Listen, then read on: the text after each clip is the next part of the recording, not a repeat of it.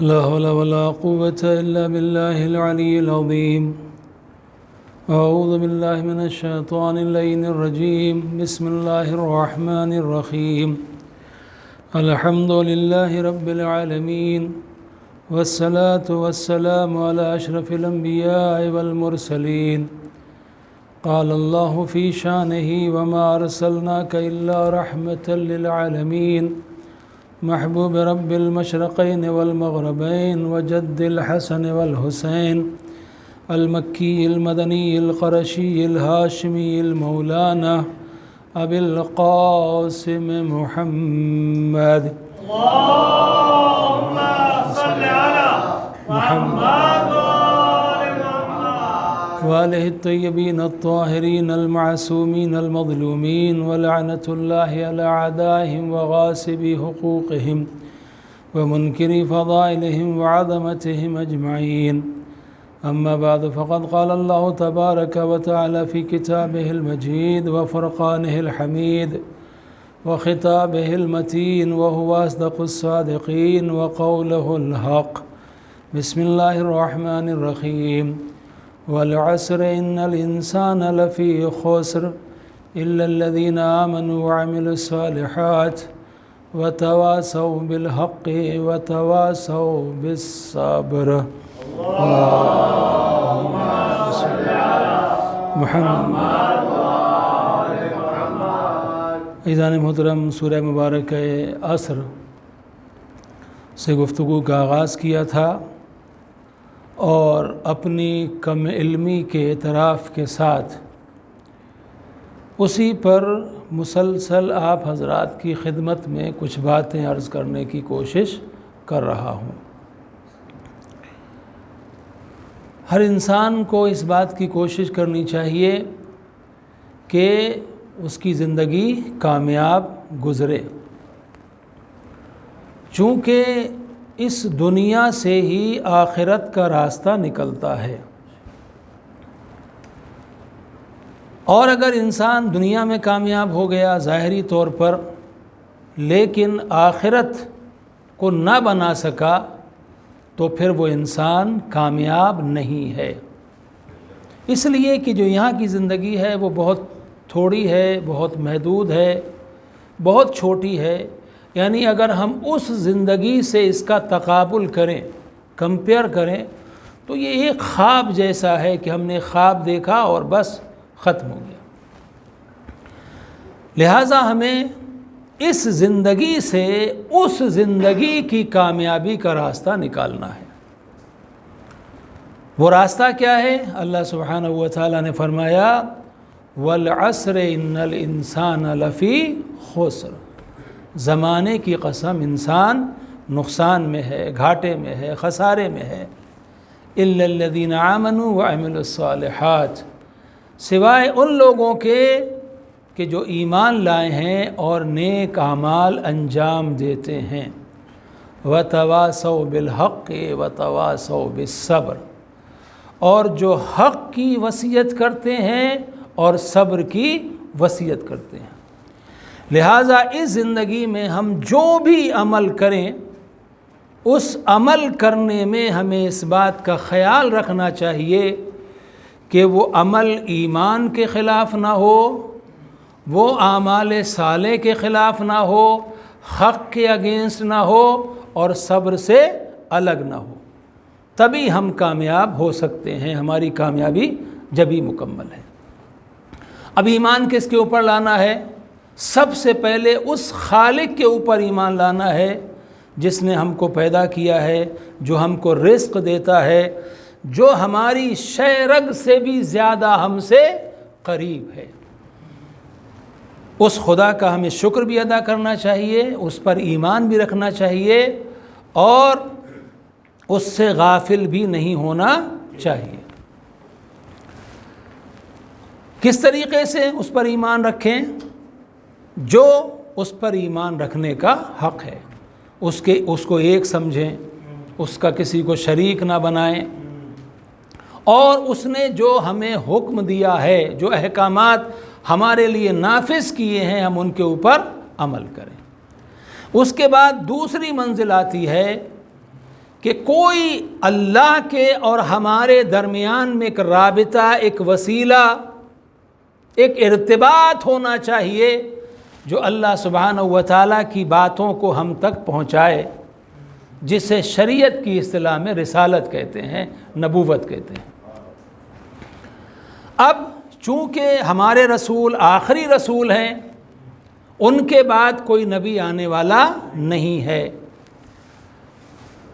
اور شریعت قیامت تک رہنی ہے، قرآن قیامت تک باقی رہنا ہے ہدایت کے طور پر۔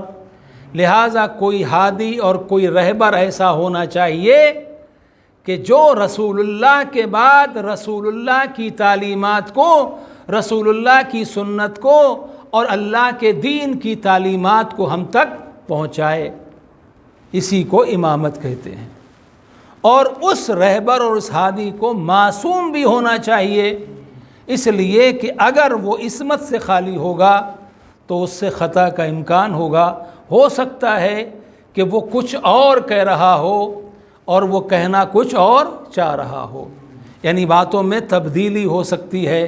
لہٰذا معصوم ہونا چاہیے تاکہ اس کی سیرت میں اور رسول کی سیرت میں کوئی فرق نہ ہو، اس کے بیان میں اور قرآن کے بیان میں کوئی فرق نہ ہو، نہیں رسول سے اتنی زیادہ مماثلت رکھتا ہو، رسول سے اتنی زیادہ مماثلت رکھتا ہو کہ اگر وہ، اگرچہ رسول اللہ کے لیے مشہور حدیث ہے یہ کہ پیغمبر کی پیشانی سے اتنا نور نکلتا تھا کہ ام المومنین عائشہ فرماتی ہیں کہ اگر رات میں سوئی بھی کھو جاتی تو ہم رسول اللہ کی اس پیشانی سے نکلنے والے نور سے اس سوئی کو بھی تلاش کر سکتے تھے۔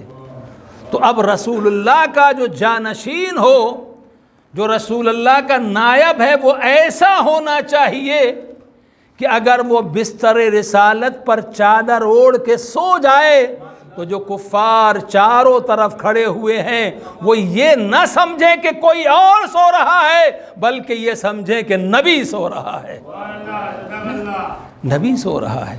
اب اگر وہ پیشانی سے نور پیغمبر کا کفار کو بھی دکھائی دیتا تھا تو اس کا مطلب یہ کہ کفار دیکھ رہے تھے کہ بستر پر سونے والا وہی ہے۔ اب بات سمجھ میں آئی نبی نے کیوں فرمایا انا وعلی من نور واحد، ہم اور علی ایک ہی نور کے دو ٹکڑے ہیں، یعنی مصطفیٰ چلے جائیں علی آ جائیں خبر نہیں ہوتی ہے، مصطفیٰ چلے کب گئے علی آ کب گئے۔ صلوات بر محمد و آل محمد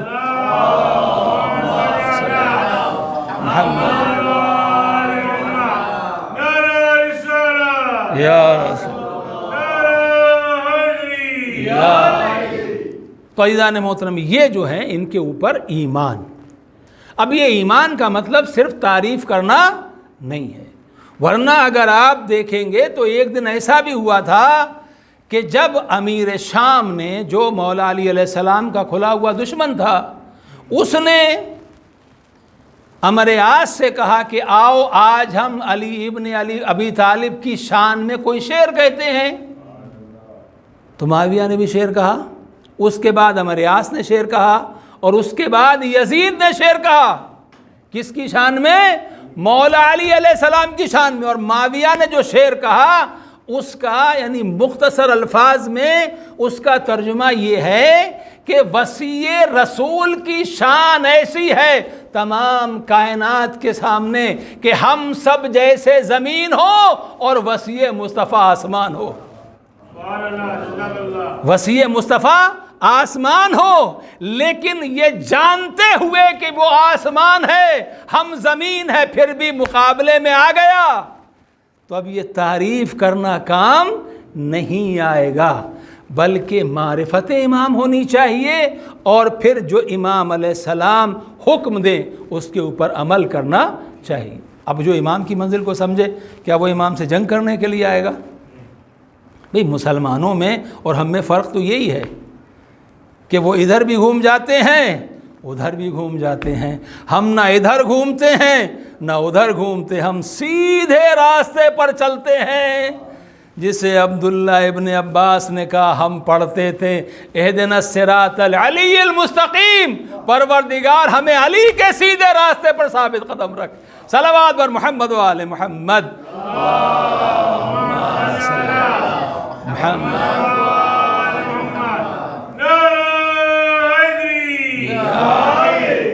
تو جہاں پر بات رسالت کی ہوتی ہے، نبوت کی ہوتی ہے، تو ہم رشتے نہیں دیکھتے کہ کون خاندان والا ہے، کون غیر ہے۔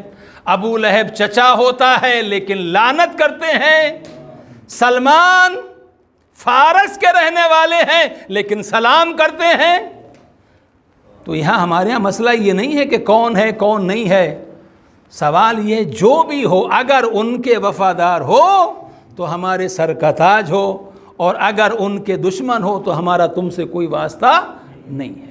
عزیزان محترم، یہ ہے منزل ایمان کی۔ ایمان میں یہ نہیں ہو سکتا، کبھی ہو ہی نہیں سکتا کہ کوئی انسان مولا علی علیہ السلام کا بھی دوست ہو اور معاویہ کا بھی دوست ہو جائے، ممکن ہی نہیں ہے۔ بہت سارے لوگ ہیں دنیا میں دعویٰ کرتے ہیں ہم بہت چاہتے ہیں مولا علی علیہ السلام کو، ہم بہت چاہتے ہیں مولا علی علیہ السلام کو، ہم اہل بیت سے بھی محبت کرتے ہیں۔ ہم نے کہا بس یہی تو فرق ہے، الفاظ کا فرق ہے۔ تم اہل بیت سے بھی محبت کرتے ہو، ہم اہل بیت سے ہی محبت کرتے ہیں۔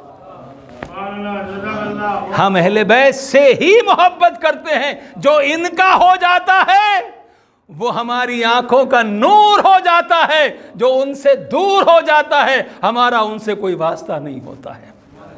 توجہ ہے نا آپ کی؟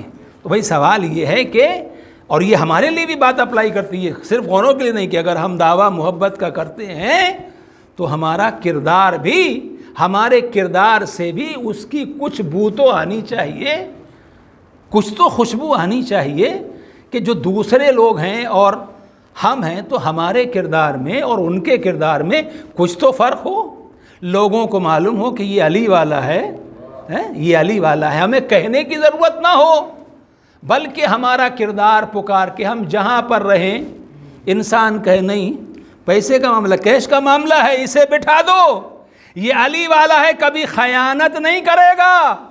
توجہ ہے آپ کی؟ یہ علی والا ہے، کبھی خیانت نہیں کرے گا۔ ایک دن مال غنیمت آیا، اب مولا علی علیہ السلام جو ہے اسی وقت رات میں اس کو تقسیم کرنا چاہتے ہیں۔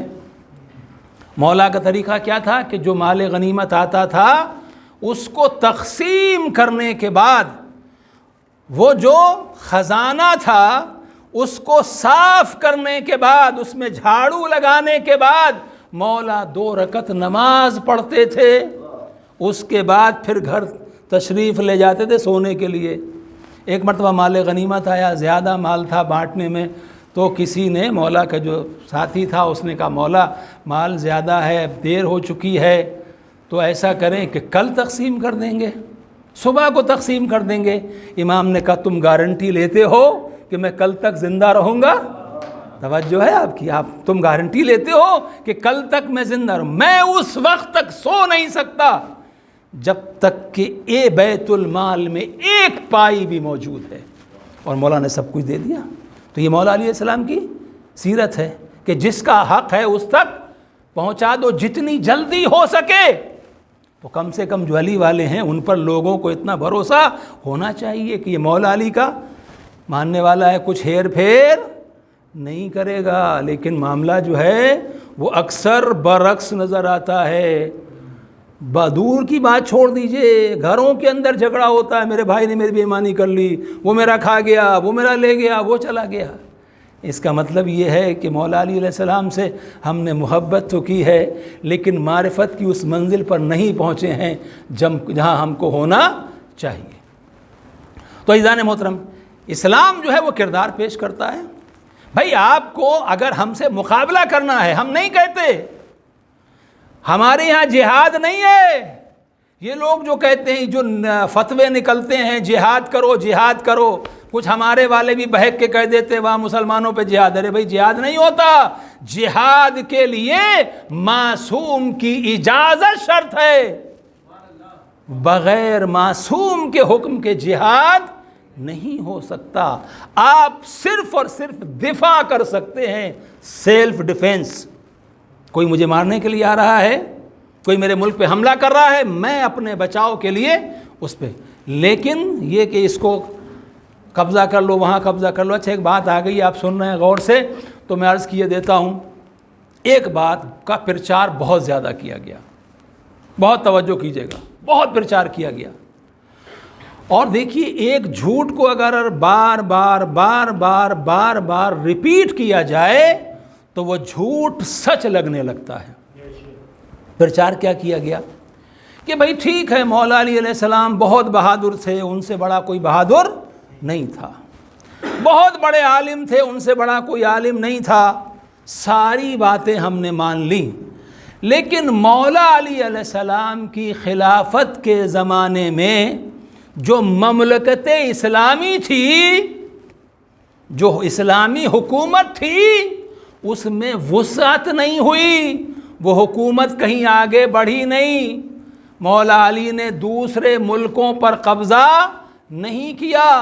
آپ دوسرے خلیفہ کے زمانے میں دیکھیے، انہوں نے ایران کو فتح کیا، انہوں نے فلاں ملک کو فتح کیا، انہوں نے فلاں ملک کو فتح کیا، توجہ ہے آپ کی، کہ انہوں نے حدود مملکت اسلامی کو اتنا بڑھا دیا۔ مولا علی علیہ السلام کے زمانے میں جو جتنا تھا اتنا کا اتنا ہی رہا، مولا علی نے کچھ بڑھایا نہیں۔ میں نے کہا بھائی یہی تو فرق ہے، علی لوگوں کا ایمان بڑھانا چاہتے ہیں، علی لوگوں کا ایمان بڑھانا چاہتے ہیں، تم حکومتوں کے حدود کو بڑھانا چاہتے ہو، توجہ ہے آپ کی۔ لیکن سنو، اگر یہ بات بھی کرو گے تو اب میں تم سے پوچھ رہا ہوں کہ یہ جو ایران فتح ہوا کیوں ہوا؟ ایران فتح ہوا تو کیوں ہوا؟ جو دوسرے ممالک فتح ہوئے تو وہ کیوں ہوئے؟ اس کی بنیاد کس نے رکھی تھی؟ یہ بتاؤ، بدر کا فاتح کون ہے؟ توجہ کیجئے، میں کیا عرض کر رہا ہوں، یہ بتاؤ بدر کا فاتح کون ہے؟ یہ بتاؤ خیبر کا فاتح کون ہے؟ یہ بتاؤ کہ خندق کا فاتح کون ہے؟ یہ بتاؤ رسول اللہ کے زمانے میں جتنی جنگیں ہوئیں وہ کس نے فتح کی؟ اگر میرا مولا علی علیہ السلام اسلام کی حکومت کا پلاٹ نہ بناتا تو تمہاری عمارت کی زمین پر کھڑی ہوتی۔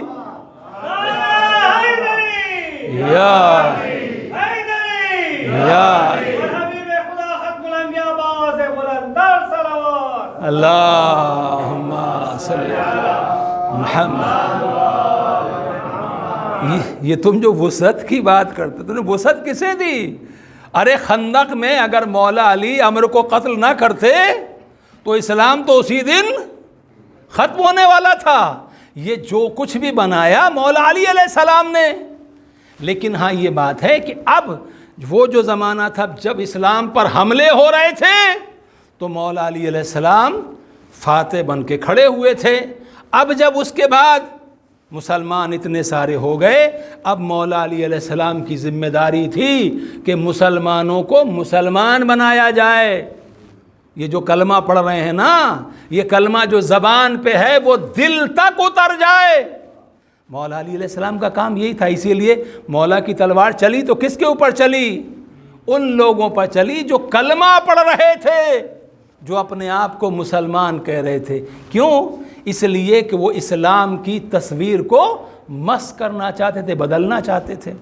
عزیزان محترم، اب بات یہاں تک آ گئی ہے تو ایک چیز میں درمیان میں آپ کے عرض کی دیتا ہوں کہ سویڈن کے اندر جو یہ واقعہ ہوا، قرآن مجید کو جو جلایا گیا، اللہ لعنت کرے ایسے لوگوں کی سوچ کے اوپر، اور اللہ ہدایت کرے ایسے لوگوں کی اگر وہ قابل ہدایت ہیں، اس لیے کہ ان کاموں سے کسی کا کوئی بھلا نہیں ہوتا، نفرتیں بڑھتی ہیں، فساد ہوتا ہے، اور اسلام اس کو پسند نہیں کرتا۔ مجھے جو وہاں کا ایک ڈیولپمنٹ مجھے معلوم ہوا، کسی نے مجھے ویڈیو بھیجی ہے، وہ یہ ہے کہ سیریا کے ایک لڑکے نے جو وہاں رہتا تھا، سویڈن میں رہتا ہے، 27 سال کا لڑکا ہے، اس نے یہ کیا کہ اسی کورٹ سے جس کورٹ نے اجازت دی تھی کہ تم قرآن کو جلا سکتے ہو فریڈم آف اسپیچ کے نام پر، اسی کورٹ سے اس نے یہ اجازت لی، پرمیشن لی کہ میں تورا کو اور بائبل کو جلاؤں گا، اور اس کورٹ نے اجازت دے دی، کیونکہ وہ تو چاہتے ہی یہ ہیں کہ دنیا میں پیغام جائے نا کہ مسلمان دیکھو یہ ہیں، تم ان کے لیے تو بات کہہ رہے ہو، UN کے اندر لے کے آ گئے کہ یہ غلط ہوا ہے، تم بھی وہی کام کر رہے ہو، تو اجازت دے دی۔ مگر لڑکا ہوشیار تھا، وہ اس مسجد کے باہر نہیں گیا جہاں اس نے قرآن جلایا تھا، وہ کہاں گیا؟ وہ گیا امبیسی کے سامنے، اسرائیل کی جو امبیسی تھی اس کے سامنے۔ اس نے اعلان کیا کہ میں اسرائیل کی امبیسی کے سامنے تورات کو، یعنی تورا جو آج ہے، اور بائبل کو میں جلاؤں گا۔ اب ظاہر سی بات ہے کہ اگر ایسی بات کہہ دی جائے تو میڈیا کا ٹینشن، اب وہ معلوم ہوا اتنے سارے کیمرے، بھیڑ لگی ہے، دیکھو دیکھو دیکھو لائیو چل رہا ہے، اور اس نے باقاعدہ پورا وہی کیا، ایک ہاتھ میں اس کے تورا اور بائبل، اور ایک ہاتھ میں لائٹر، بس ابھی لگانے والا ہوں آگ، بس ابھی لگانے والا ہوں آگ، بس ابھی لگانے والا ہوں آگ۔ جب اس نے دیکھ لیا کہ اپنا کھیل پورا ہو گیا، سارا میڈیا جمع ہو گیا اور لائیو سب میں بات پہنچ گئی، تو اچانک اس نے تورات کو اور بائبل کو، تورا کو اور بائبل کو بیگ کے اندر رکھا اور قرآن کو باہر نکالا، اور اس کے بعد میں کہا کہ دیکھو یہ ہے میرا قرآن، سنو، میں تورا کو جلا سکتا تھا، میں بائبل کو جلا سکتا تھا، لیکن جو یہ میرا قرآن ہے یہ مجھے اجازت نہیں دیتا، یہ میرا قرآن مجھے اس بات کی اجازت نہیں دیتا، تم نے جو کیا وہ کیا، لیکن ہم یہ کام نہیں کر سکتے ہیں۔ تو اس نوجوان کی بہت تعریف ہو رہی ہے کہ اس نے بہت اچھا جواب دیا۔ میں کہوں گا یقیناً دنیا کے حساب سے جواب بہت اچھا دیا، مگر ہم اسے بھی صحیح نہیں مانتے۔ تھوڑی دیر کے لیے اگر انسان یہ کہے کہ ہم تورات کو جلا دیں گے، ہم انجیل کو جلا دیں گے، ہم اس کو بھی صحیح نہیں مانتے۔ مجھے اس واقعے سے ایک واقعہ اور یاد آیا۔ وہ واقعہ کیا ہے کہ رسول اللہ کا آخری وقت ہے، پیغمبر نے فرمایا، خطبہ دے رہے تھے، بیمار ہیں رسول اللہ، چند دن باقی بچے ہیں زندگی کے۔ پیغمبر نے کہا کہ بھئی کسی کا حق میرے اوپر ہو تو مجھ سے طلب کر لے، کسی کا حق ہے طلب کر لے۔ سارے صحابی بیٹھے ہوئے، پیغمبر نے کہا شرمانا نہیں، بول دو جو بھی حق ہو۔ ایک کھڑا ہو گیا، اس نے کہا یا رسول اللہ، ایک دن آپ ناقے پر سوار تھے اور میں ناقے کی مہار پکڑ کے چل رہا تھا، آپ نے ناقے کو جب چابک ماری تھی، وہ چابک میرے لگ گئی تھی، وہ کوڑا جو تھا میرے بدن پر لگا تھا، لہٰذا میں اس کا بدلہ لینا چاہتا ہوں۔ پیغمبر نے کہا ٹھیک ہے، میں حاضر ہوں۔ توجہ کیجئے گا، یہ بات ہے صحابیت کی، بات ہے مدینے کی، اصحاب سے مسجد بھری ہوئی ہے۔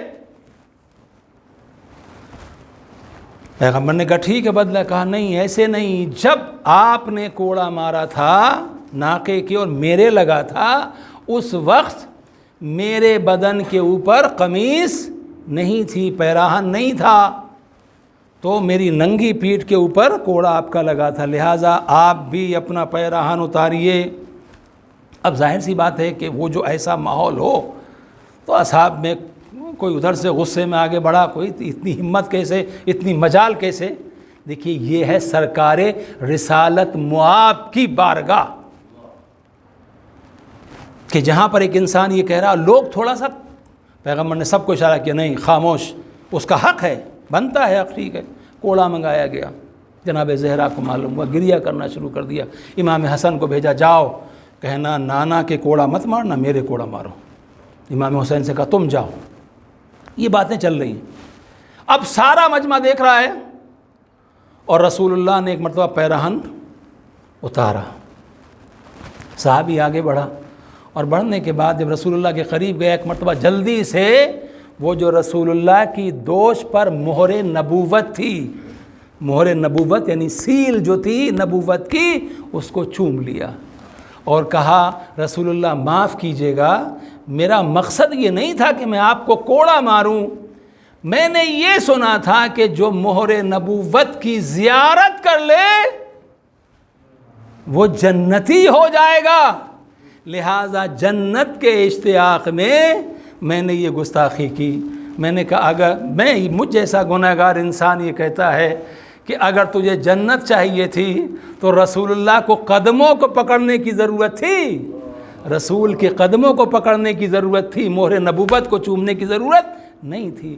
اب میں کیا کروں؟ تاریخ میرے سامنے آتی ہے، باتیں میں آپ کے سامنے پیش کیے دیتا ہوں۔ ایک صحابی نے جنت کی تمنا میں بہت کوشش کی تو صحابی کا دہن، توجہ، صحابی کا منہ کہاں تک پہنچا؟ مہر نبوت تک۔ یعنی صحابیت کی آخری منزل یہ ہے کہ اس کا دہن مہر نبوت تک پہنچ جائے۔ امامت کی منزل یہ ہے کہ اسی مہر نبوت پر اس کے قدم آ جائے۔ صلوات بر محمد و آل محمد، اللہم صلی علی محمد۔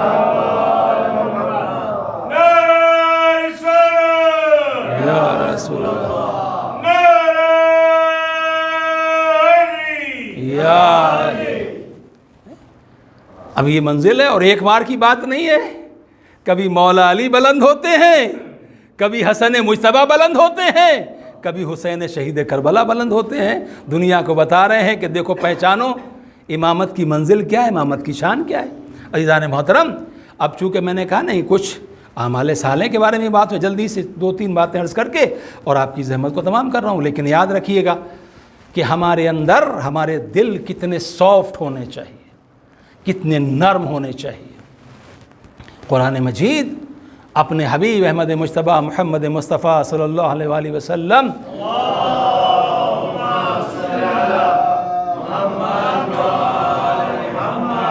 سے ارشاد فرما رہا ہے، وَيَسْأَلُونَكَ عَنِ الْيَتَامَى، اے میرے نبی یہ لوگ آپ سے یتیموں کے بارے میں سوال کرتے ہیں۔ اے میرے نبی یہ لوگ آپ سے یتیموں کے بارے میں سوال کرتے ہیں، تو آپ ان کے جواب میں کہہ دیجئے کہ ان کی اصلاح کرو، یہ خیر ہے۔ ان کی اصلاح کرو یعنی جو بھی ان کے ساتھ اچھائی کر سکتے ہو، اچھا سلوک کر سکتے ہو، وہ ان کے ساتھ کرو۔ یہ قرآن، اور قرآن مجید میں جگہ جگہ کے اوپر یتیموں کے رائٹس، ان کے حقوق بتائے گئے ہیں کہ آپ کو کس طریقے سے ان کا خیال رکھنا چاہیے، ان کے ساتھ کیا کرنا چاہیے۔ بہت منزلیں ہیں، یہاں تک کہ پیغمبر اکرم صلی اللہ علیہ وآلہ وسلم محمد فرماتے ہیں کہ جو شخص کسی یتیم کا سرپرست ہو وہ جنت میں میرا پڑوسی ہوگا، جنت میں میرا پڑوسی ہوگا۔ اگر آپ توجہ کریں تو ایک چیز عرض کر دوں آپ کی خدمت میں، یتیم کسے کہتے ہیں؟ علماء یہ کہتے ہیں کہ جانوروں میں جس جانور کی ماں مر جائے اسے یتیم کہتے ہیں، اور انسانوں میں جس بچے کا باپ مر جائے اسے یتیم کہتے ہیں۔ ٹھیک ہے نا؟ تو اگر کوئی انسان کسی یتیم کی سرپرستی کرے، رسول اللہ نے فرمایا وہ جنت میں میرا پڑوسی ہوگا۔ رسول اللہ خود کیا ہے؟ در یتیم۔ رسول اللہ ہے در یتیم، والدہ بھی نہیں ہے، والد بھی نہیں ہے۔ والدہ کا کام فاطمہ بنت اسد، والد کا کام حضرت ابو طالب۔ توجہ کیجئے میں کیا عرض کر رہا ہوں۔ اے میرے معبود تیری بارگاہ میں میرا سوال ہے، یہ تو بتا دے اگر کوئی کسی مومن یتیم کی پرورش کرے تو وہ جنت میں رسول اللہ کا پڑوسی ہوگا، اور اگر کوئی رسول اللہ کی پرورش کرے کوئی رسول اللہ کی سرپرستی کرے اس کا مقام کیا ہوگا؟ کہ اس کی مقام کی بات چھوڑ دو، اگر اس کے مقام کو دیکھنا ہو تو جب کوثر پہ پہنچو گے تو اس کا بیٹا نظر آئے گا، جب جنت میں پہنچو گے اس کے پوتے نظر آئیں گے۔ صلوات بر محمد و آل محمد۔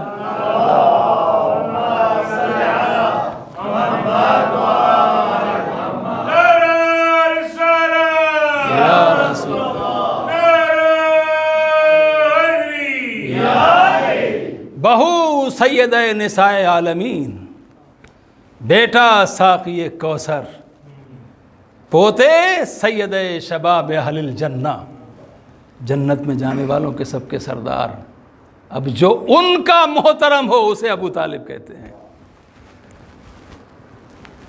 مولا علی علیہ السلام نے فرمایا کہ اگر کوئی مومن کسی یتیم کے سر کے اوپر، مومن یا مومنہ کسی یتیم کے اوپر جب ہاتھ رکھتا ہے، دست شفقت کیا ہے؟ یعنی پیار کے ساتھ، محبت کے ساتھ کسی یتیم کے سر کے اوپر ہاتھ رکھے، اس کے ہاتھ کے نیچے جتنے بال ہوتے ہیں، جتنے بال آتے ہیں، اللہ سبحانہ و تعالی ہر بال کے بدلے میں اسے نیکی عطا کرتا ہے۔ کوئی پیسے کا خرچ نہیں، کچھ نہیں ہے، صرف محبت سے ایک بار ہاتھ رکھ دیا سر کے اوپر کہ جتنے بال ہاتھ کے نیچے آئے۔ اب آخری بات عرض کر رہا ہوں، اور انشاءاللہ میں تو بہرحال میں نے جب یہ پڑھا نا فضائل میں، کتاب میں پڑھا تو میں رو رہا تھا۔ خوشی کے آنسو سمجھیے آپ، یا پیغمبر کی عظمت کے آنسو سمجھیے۔ رسول اللہ تشریف لے جا رہے ہیں مدینے میں، راستے پہ دیکھا بچے کھیل رہے ہیں، اور اس میں ایک بچہ ہے جس کے چاروں طرف بچے دوڑ رہے ہیں اور اس کو پریشان کر رہے ہیں، اور وہ بچہ رو رہا ہے۔ کیا کہہ رہے ہیں بچے یہ کہہ رہے ہیں کہ اس کا باپ نہیں ہے، میرا باپ فلاں ہے۔ وہ کہتا ہے میرا باپ فلاں ہے، اس کا کوئی باپ نہیں ہے۔ رسول اللہ نے روتے ہوئے بچے کو دیکھا، قریب گئے، جا کے پیار سے بچے سے پوچھا بیٹا رو کیوں رہے ہو، رونے کی وجہ کیا ہے؟ اس نے کہا کہ میرے بابا جنگ احد میں شہید ہو گئے، میرے بابا جنگ احد میں شہید ہو گئے، میں یتیم ہوں، میری ماں نے کسی اور سے شادی کر لی، وہ مجھے چھوڑ کے چلی گئی، میری ایک بہن تھی، اس بہن کا انتقال ہو گیا، اب نہ میرے پاس باپ ہے، نہ ماں ہے، اور نہ میرے پاس بہن ہے، تو یہ لوگ مجھے چڑھا رہے ہیں، مجھے چڑھاتے ہیں اس کا باپ نہیں ہے، ہمارا باپ ہے، اس کی ماں نہیں ہے، اس کی بہن نہیں ہے۔ رسول اللہ نے کہا اچھا، اگر تمہیں یہ اس بات پہ چڑھا رہے ہیں، اگر اب تم سے یہ کہے کہ تمہارا کوئی باپ نہیں ہے، تم یتیم ہو، تو تم کہنا میرے باپ کا نام محمد مصطفیٰ ہے، میرے بابا کا نام محمد مصطفیٰ ہے، اور جو میری ہمسر ہے، میری زوجہ، وہ تمہاری ماں ہے، اور اگر کوئی کہے کہ اس کی بہن مر گئی ہے تو کہنا میری بہن کا نام فاطمہ زہرا ہے۔ اب وہ جو رو رہا تھا نا، اس نے کہا یا رسول اللہ آپ یہ فرما رہے، چھوٹا بچہ ہے لیکن مقام کو سمجھتا ہے، یا رسول اللہ آپ فرما رہے ہیں۔ کہا سنو سنو سنو، جیسا میرا باپ ہے ایسا کسی کا باپ نہیں ہے، جیسی میری ماں ہے ایسی کسی کی ماں نہیں ہے، جیسی میری بہن ہے ایسی کسی کی بہن نہیں ہے، اس لیے کہ میرا بابا محمد مصطفیٰ ہے، میری بہن فاطمہ زہرا ہے۔ صلوات بر محمد و آل محمد۔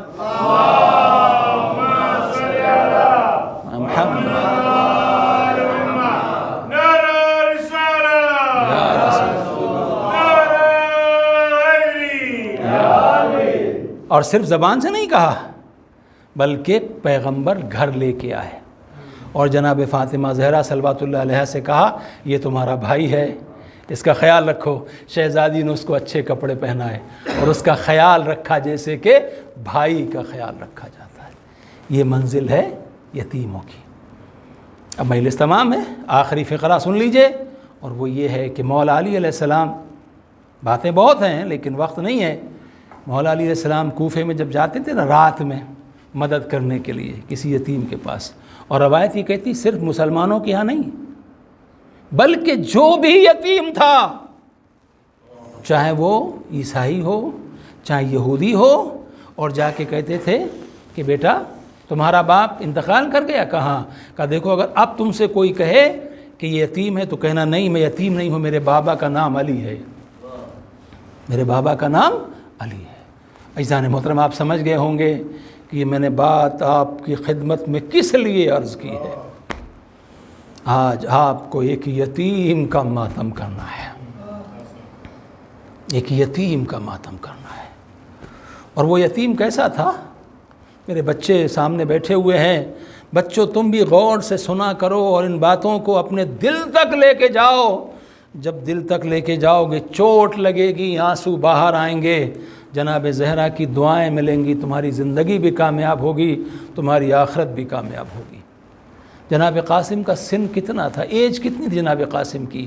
روایت کہتی ہے کہ جناب قاسم کو الگ سے کوئی سواری نہیں دی گئی تھی، بلکہ ماں کے ساتھ وہ جو خواتین تھی نا، خواتین کی اماری میں عورتوں کے ساتھ جناب قاسم کو بٹھایا گیا تھا، اتنے چھوٹے تھے جناب قاسم۔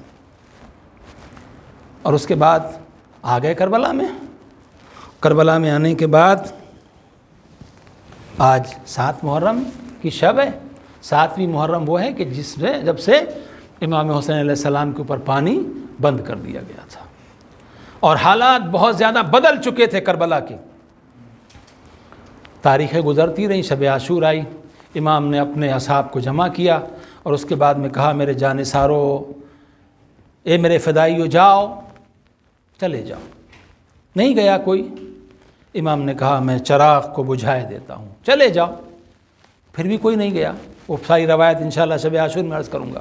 اور اس کے بعد پھر ایک منزل وہ آئی کہ جب جناب قاسم علیہ السلام کھڑے ہوئے اور انہوں نے امام حسین علیہ السلام سے پوچھا، چچا یہ بتائیے محضر شہادت، یعنی وہ جو لسٹ ہے شہادت کی جو اللہ سبحانہ و تعالیٰ نے جن خوش نصیبوں کے نام اس کے اندر لکھے ہیں، کیا میرا نام بھی اس کے اندر موجود ہے؟ عزادارو، اگر امام حسین علیہ السلام، دیکھیے امامت کی منزل ہے، جناب قاسم کے مقام کا کسی کو اندازہ نہ ہوتا اگر امام حسین علیہ السلام یہ سوال نہ کرتے، اور شاید دنیا یہ بھی کہتی کہ ایک بچہ جو بظاہر نابالغ تھا، جس کے اوپر جہاد فرض نہیں تھا، امام حسین علیہ السلام نے اس کو جنگ کی اجازت دے دی۔ جوش میں بچہ چلا گیا؟ نہیں، امام حسین علیہ السلام نے پوچھا بیٹا یہ بتاؤ تمہارے نزدیک موت کیسی ہے، موت کو کیسا سمجھتے ہو؟ جناب قاسم نے کہا پوری تاریخ انسانیت میں ایسا جملہ آپ کو نہیں ملے گا جو امام حسن کے اس یتیم نے کہا ہے۔ فرماتے ہیں یا ماں احلا من العسل، موت میرے نزدیک شہد سے بھی زیادہ شیریں ہے۔ آپ سمجھیے عربی زبان میں شہد سے زیادہ میٹھا کسی چیز کو سمجھا نہیں جاتا۔ جناب قاسم کہہ رہے سب سے زیادہ اتنا سننا تھا۔ امام نے فرمایا بیٹا قاسم تم بھی شہید ہوگے، اور کل کا دن تو وہ ہے کہ جب تمہارا بھائی علی اصغر بھی شہید کیا جائے گا۔ بس روایت کہتی ہے اپنی شہادت کا نام سنا جناب قاسم مسکرائے، لیکن جیسے ہی جناب علی اصغر کا نام سنا تڑپ کے پوچھا چچا کیا اشقیاء خیموں کے اندر داخل ہو جائیں گے؟ میرا بھیا تو ابھی چھوٹا ہے، میرا بھیا تو ابھی چھوٹا ہے، کیا اشقیاء خیموں کے اندر داخل ہو جائیں گے؟ امام نے کہا نہیں، اشقیاء خیموں میں داخل نہیں ہوں گے، میں خود علی اصغر کو لے کے میدان میں جاؤں گا، میں کہوں گا اے عزادارو خدا تمہیں سلامت رکھے، ذرا مجھے انصاف سے بتاؤ 12-13 سال کا بچہ یہ سن کے تڑپ گیا کہ اشقیاء کیا خیمے میں داخل ہو جائیں گے؟ ذرا توجہ کرو، تصور کرو کہ جب اشقیاء خیمے میں داخل ہوئے ہوں گے امام زین العابدین کے اوپر کیا گزری ہوگی۔ اے سید سجاد، اے کربلا کے شہداء، تم ایک بار شہید ہو گئے، لیکن ہائے میرا امام سجاد بار بار شہید ہو گئے،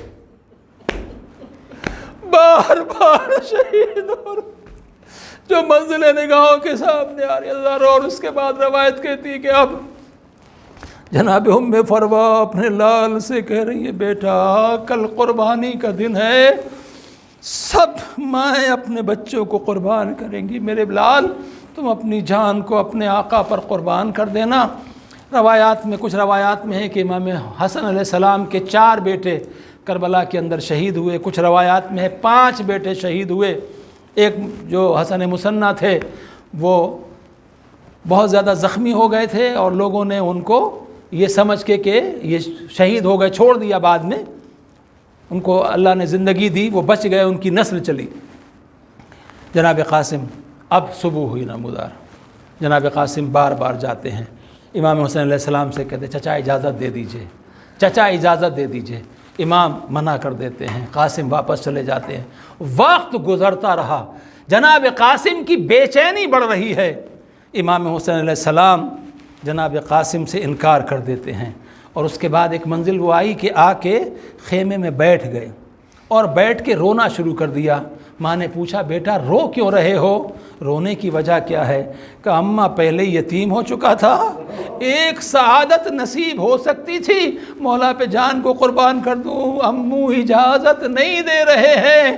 بس اسی اسنا میں گریا کر رہے تھے، یاد آیا بابا نے ایک تعویذ باندھا تھا اور کہا تھا قاسم جب سخت ترین وقت آئے تو اس تعویذ کو کھول کے پڑھ لینا، کہ اس سے سخت وقت تو کوئی نہیں ہوگا۔ ایک مرتبہ تعویذ کو کھولا، پڑھنا شروع کیا، بیٹا قاسم جس وقت تم میری اس تحریر کو پڑھو گے میرا بھائی دشمنوں کے نرغے میں گھرا ہوگا، اے قاسم میں کربلا میں موجود نہیں ہوں گا، میری طرف سے اپنی جان کو قربان کر دینا۔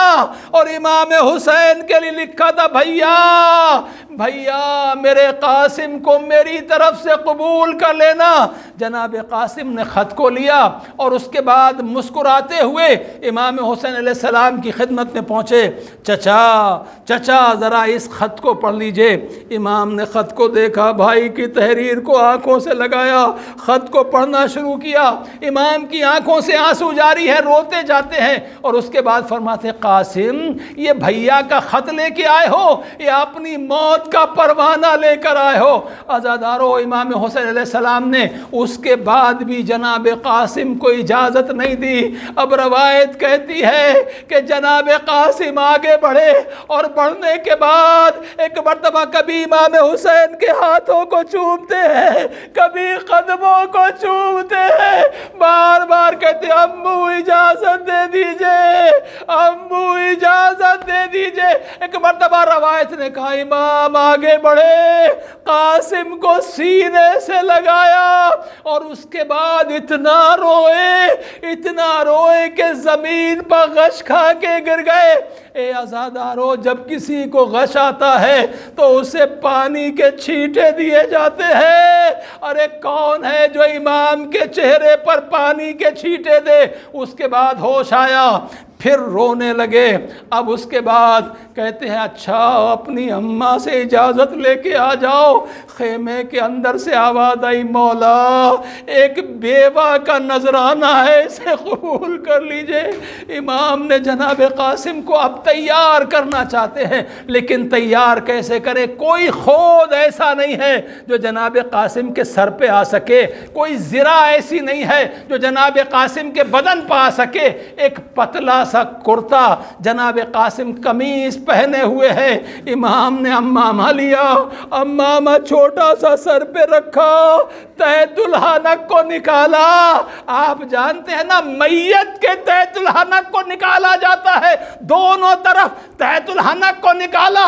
اب اس کے بعد جناب قاسم کو سوار کرنا چاہتے ہیں، لیکن بچہ سوار نہیں ہو سکتا، چھوٹا بچہ ہے، پہلی مرتبہ گھوڑے پر سوار پہلی مرتبہ بچہ گھوڑے پر سوار ہو رہا ہے۔ ایک مرتبہ امام نے گود میں اٹھایا، حضرت عباس آگے بڑھے، امام امام حسین نے قاسم کو گھوڑے پر سوار کیا اور اس کے بعد فرمایا میرے لال اپنے قدموں سے چل کر موت کی طرف جا رہے ہو۔ اے آزادارو، وہ بچہ جو اپنے قدموں سے گھوڑے پر سوار نہیں ہو سکتا تھا، اب جب گھوڑے پر آیا، جب تک زمین پر تھے قاسم تھے، اب جب گھوڑے پر آئے تو حسن بن گئے، اب جب گھوڑے پر آئے تو حسن بن گئے۔ اب روایت کہتی ہے کہ میدان میں گئے اور راوی کہتا ہے کہ ایسا لگا جیسے کہ خیام حسینی سے کوئی چاند نکلا ہو۔ اللہ اکبر، جو دشمن کی مورخ میں چاند ہو وہ ام فروا کی نظر میں کیا ہو، ام فروا کی نظر میں کیا ہوگا؟ جناب قاسم گئے ہیں، اب لوگ مقابلے کے لیے آ رہے ہیں، جناب قاسم قتل کرتے چلے جا رہے ہیں۔ ارزق شامی کا واقعہ آپ نے سنا ہے، ایک مرتبہ عمر سعد نے کہا کہ دیکھو اس کو بچہ مت سمجھو، یہ علی کا پوتا ہے، حسن کا لال ہے، ارے آگے بڑھو مقابلہ کرو۔ ارزق نے اپنے ایک بیٹے کو بھیجا، جناب قاسم نے قتل کر دیا، 4 بیٹے قتل ہو گئے۔ اب اس کے بعد ارزق چلا، ایک جیسے مستایا ہوا ہاتھی ہوتا ہے، تکبر میں چور ہو کے جناب قاسم کی طرف بڑھا۔ امام حسین جناب قاسم کی جنگ کو دیکھ رہے تھے، ہر منظر کے اوپر جناب قاسم کو داد شجاعت دے رہے تھے، لیکن جب ارزق کے آنے کو دیکھا تو امام نے میدان چھوڑا اور ایک مرتبہ خیمے کے قریب آئے اور کہا بھابی ام فروا، بھابی ام فروا، میرا بیٹا، میرا بھتیجا شہید ہونے کے لیے گیا ہے، لیکن میں نہیں چاہتا کہ اس مغرور کے ہاتھوں سے قاسم شہید ہو۔ ارے خدا بیواؤں کی دعا کو قبول کرتا ہے، میرے بچے کے حق میں دعا کرو، خدا قاسم کو فتح دے۔ جناب ام فروا نے ہاتھوں کو پھیلایا، بیویوں میں نے آمین کہا، جناب قاسم نے ارزق کے ٹکڑے کر دیے۔ اب اس کے بعد روایت کہتی ہے کہ فوج اشقیاء میں تلاطم برپا ہو گیا، یہ کیسا بچہ ہے؟ عمر سعد کہتا ایسے نہیں ہو سکتا، چاروں طرف سے گھیر لو۔ اب چاروں طرف سے حملے ہو رہے ہیں، جناب قاسم جنگ کرتے ہوئے آگے بڑھ رہے ہیں، بتا رہے ہیں دیکھو اگر میرے بابا کی جنگ دیکھنا ہو تو کربلا میں میری جنگ دیکھ لو۔ عزادارو، جنگ کرتے کرتے روایت کہتی ایک مرتبہ بچے کے پیر کے اندر جو جوتا تھا اس کا تسمہ ٹوٹ گیا، ڈوری ٹوٹ گئی، جناب قاسم جھک کے ڈوری کو باندھنے لگے۔ ارے پیچھے سے ظالم آگے بڑھا، جناب قاسم کے سر پہ تلوار کا وار کیا، قاسم زمین پائے، یا اماں ہو ادرکنی، اے چچا میری مدد کے لیے آئیے، امام حسین چلے ہیں۔ ارے راوی کہتا ہے میں نے کسی کے لاشے پر حسین کی یہ حالت نہیں دیکھی، حسین بفرے ہوئے شیر کی طرح سے قاتل قاسم کی طرف بڑھے اور کہا ظالم تو نے میرے بچے کو دھوکے سے مارا ہے، میرے بچے کو دھوکے سے مارا ہے۔ امام آگے بڑھے، ارے فوج ادھر سے ادھر، ادھر کی فوج ادھر، بیچ میں حضرت قاسم، ارے پسلیاں ٹوٹ رہی ہے، اے چچا میں پامال ہو رہا ہوں، اے چچا میں پامال ہو رہا ہوں۔ عزادارو، امام پہنچے، قاسم زندگی میں پامال ہو چکے تھے، اپنے آپ کو لاشے پہ گرایا، اے میرے لال زندگی میں بلایا تھا، حسین نہ آ سکا، حسین اب آیا ہے، بس مجلس تمام ہے، ابھی تابوت آئے گا، آپ زیارت کریں گے۔ کچھ روایتیں کہتی ہیں امام حسین علیہ السلام نے جناب قاسم کے لاشے کو اس طریقے سے اٹھایا کہ سینے سے سینے کو ملایا اور قدم زمین پر خط کھاتے جاتے تھے، لیکن کچھ علماء فرماتے ہیں نہیں، لاشا ٹکڑے ٹکڑے، لاشا ٹکڑے ٹکڑے ہو چکا تھا۔